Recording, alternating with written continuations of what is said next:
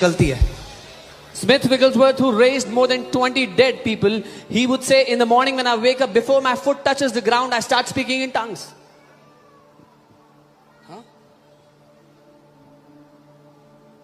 लोग कहते हैं प्रूव करो जो तुम अन्य भाषा बोले परमेश्वर की तरफ से। अरे भाई फल देख लो। Look at this. जो मिनिस्ट्री बोल रही हैं उनके फल देख लो, और जो यूट्यूब में बकवास कर रहे हैं उनके फल देख लो, आपके सामने है। They say, prove it that what you're speaking is from God, is in the Bible. Look at the fruits. Those ministries that pray in tongues, look at the fruits in their life. And those who jabber on the internet, look at their fruits. Okay, now hear this. 14:4.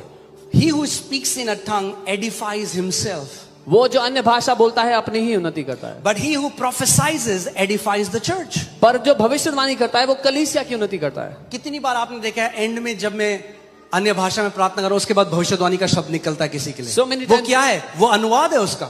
So many times you've seen at the end of the church when I'm praying in tongues and then I start to prophesy for someone. It is the interpretation. मुझे नहीं लोगों के नाम पता कौन कहाँ पहली बार आया, मगर परमेश्वर जानता है। I don't know people's names. I don't know who is coming for the first time, अन्य but God भाषा में knows. प्रार्थना करता है वो गूढ़ की बातें आत्मा में होकर करता है। Because he who prays in an unknown tongue speaks deep mysteries in the spirit.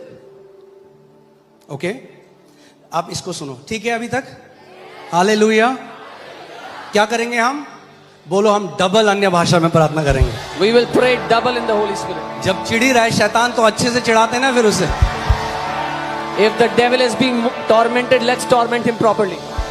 फिर अच्छे से करते हैं। अभी तो शुरुआत है। This is just the beginning. Hallelujah. पहला कुरिन्थियों 14:13 से 19। Therefore, let him who speaks in a tongue pray that he may interpret. इस कारण जो अन्य भाषा बोले वह प्रार्थना करे कि वह अनुवाद भी कर सके। वो किस, अब पौलुस बात कर रहा है चर्च सेटिंग की। Now Paul is talking about a church setting. पौलुस कह रहा है कि मैं जब तुम्हारे बीच में आता हूं वो कैसे आता है? एक शिक्षक की तरह आता है। Paul is saying when I come in your midst, I come as a teacher. जब मैं तुम्हारे बीच में आता When I हूं come, तो मैं 10,000 टंग्स के शब्द बोलने से ज्यादा बढ़िया है मैं 5 शब्द वो बोलूंगा जो तुम्हें समझ में आएंगे। instead of speaking 10,000 words in unknown tongues, I will speak 5 words you understand. वो किसकी बात कर रहा है अभी? टंग्स टू मेन, जो अन्य भाषा मनुष्यों की तरफ है। वो बात कर रहा है वो the tongues are spoken to men. अब सुनो, for if I pray in tongue, my spirit prays, but my understanding is unfruitful. अगर मैं अन्य भाषा में प्रार्थना करूं तो मेरी आत्मा तो प्रार्थना करती है परंतु मेरी बुद्धि काम नहीं देती। जब आप अन्य भाषा में प्रार्थना करते हो तो कौन प्रार्थना करता है? आपकी आत्मा, your spirit prays.